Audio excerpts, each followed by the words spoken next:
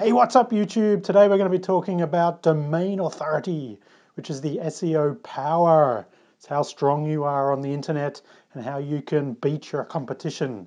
So if you want to train and get your SEO power higher, this is what you need to do. First, you start using these little weights here. Then you work your way up to these big weights here. And before you know it, you can get to the top of Google. Yes. No, seriously, today we're going to talk about domain authority, what it is, where you can measure it, how you can find out if it's going to help you get to the top of Google or not, and how to beat your competition. Let's go.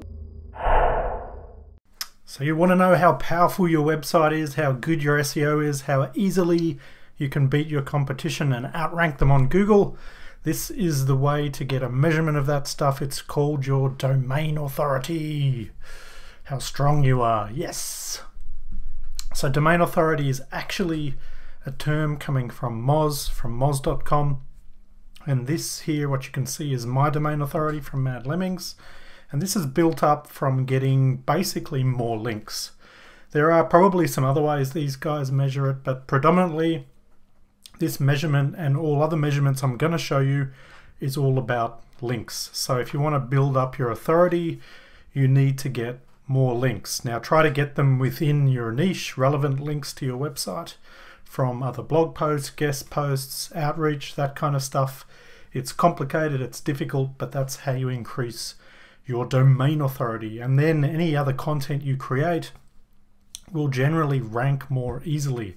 You may need to build links to specific pages to boost their rankings, but your domain authority, your overall amount of links to your website will give you more authority in SEO in Google's eyes and get you higher on Google. So this is one number, and this is a number that's commonly used. The only problem with this number is that the index, the number of sites that these guys check and cover and measure, is not as in-depth as the next two we're going to look at. So sometimes this number, especially when you're new, isn't potentially as accurate as some of the other ones because they're not finding all the links. If you have a link on a lesser known website, they may not see it, and so your domain authority may not rise as much as you would expect. So new websites generally get 0 to 10, 10 to 20 in this kind of domain authority. It goes up to 100, and 100 would be Wikipedia, Twitter I think is 99, that kind of sites. Google is probably 100. All these top sites tend to be higher up, and it gets harder as you go up. So now that I've reached the 40s, I haven't moved much in quite a number of years. In the first few years it went faster, but this is your domain authority. Now the page authority is a measure of the specific page that you're looking at, because if you get more links to a page, that page can rise up even if your domain authority is not rising that much. Page links make a page rank better. So that's just a general thing. But anyway, let's move on to the next one, which is Majestic, which is a really cool one. They have what's called trust flow, and their measurement is a little bit different because they also look a bit more specifically at whether you're getting relevant links in your industry and whether those links are any good. So they have another one called citation flow, which is a kind of co-measurement that they use, but generally I just look at trust flow to compare myself to my competition, and yeah, it doesn't rise very much. Actually 20 for an average blog is pretty good. Getting higher than 20 on theirs is really difficult. Normally you'll start off between 0 and 10, and again it gets harder as you go higher. If we go and look at a really big website like Neil Patel, for example, I think it's spelled like that.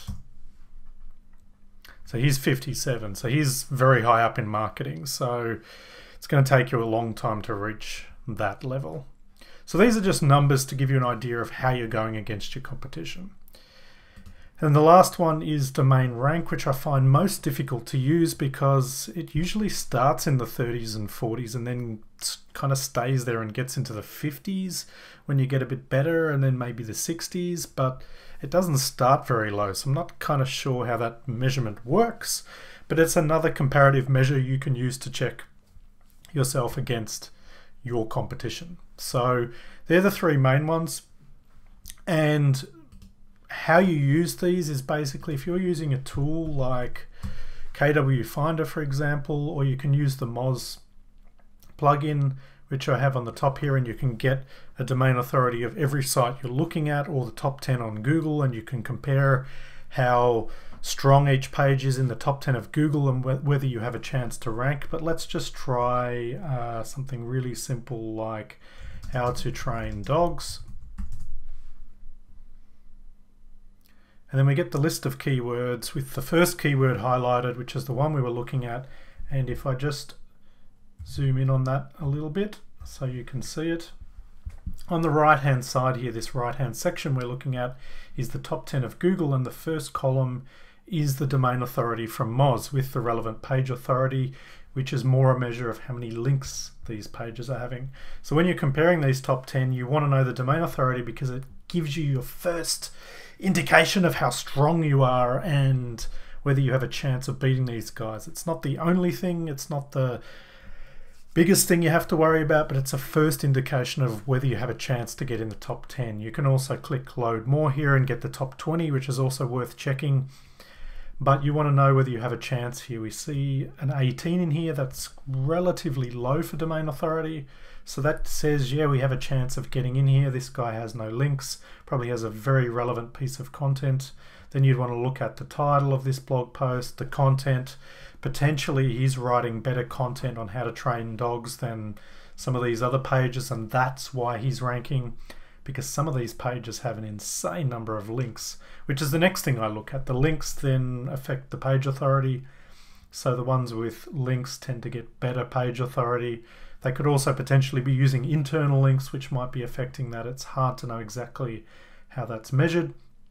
But this is what's really cool about KW Finder. If you're looking for a keyword research tool, I'll link to this below the video. It's a great way of quickly comparing and clicking on all the top 10s and seeing the domain authorities, the links, whether you have a chance of ranking, and knowing your own domain authority and how good your content is really helps you to understand whether you have a chance to rank at all. Should you create that content? Should you work on that content? Should you go out and get more links for that content? And can you even get the traffic? It shows you the traffic here in the search column. If you're going to do PPC ads, which is something I'm not really into, but maybe you are. And then the overall trend of traffic, and then the domain authority. So they're the three. We have Moz, Open Site Explorer, so just type in Open Site Explorer in Google if you want to find that, Majestic.com, and Ahrefs. And I'll put all three of those in the links below. I use predominantly Ahrefs for all my SEO work, but I use the other ones to measure domain authority because they are a little bit better, and they also both, actually all three of them have plugins, so you can get these numbers via a Chrome extension and sometimes a Firefox plugin as well. So I hope you enjoyed this video, guys. Now you know how to compare yourself to your competition, how to see how great your SEO is going, and check out some of my other SEO videos, which will be on the screen now, on how to get keywords and how to get ranked better in Google. And if you want to get more SEO stuff, or you're interested in how to build a better website, or a better WordPress website, which is specifically what I do, and how to get more traffic, then don't forget to subscribe right here. And I'll see you guys potentially, because I don't see you, you see me in the next video.